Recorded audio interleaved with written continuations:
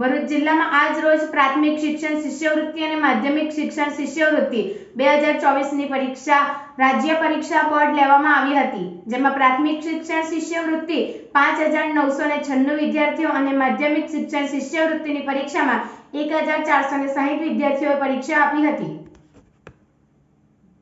ભરૂચ જિલ્લામાં આજે લેવાયેલ પ્રાથમિક શિષ્યવૃત્તિ અને માધ્યમિક શિષ્યવૃત્તિની પરીક્ષા શાંતિપૂર્ણ માહોલમાં યોજાઈ હતી। જિલ્લા 37 કેન્દ્રો પર 618 બ્લોકમાં વિદ્યાર્થીઓએ પરીક્ષા આપી હતી।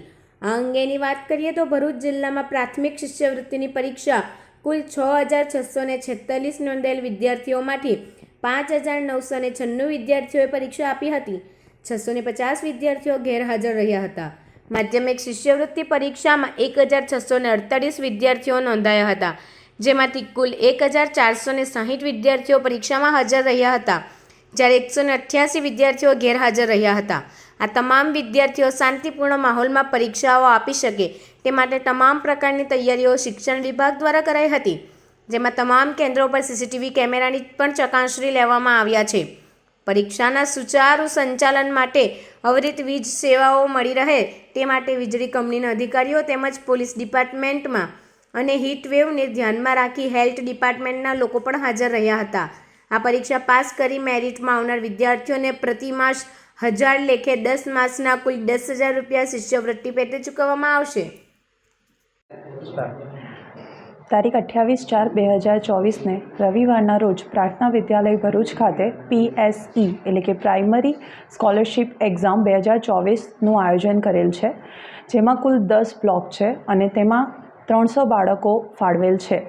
આ પરીક્ષાનો મુખ્ય હેતુ વિદ્યાર્થીઓમાં રહેલી જિજ્ઞાસા વૃત્તિને ઉજાગર કરવાનો છે અને મેરિટમાં આવતા વિદ્યાર્થીઓને સ્કોલરશિપ આપવામાં આવે છે। શું નામ છે તમારું?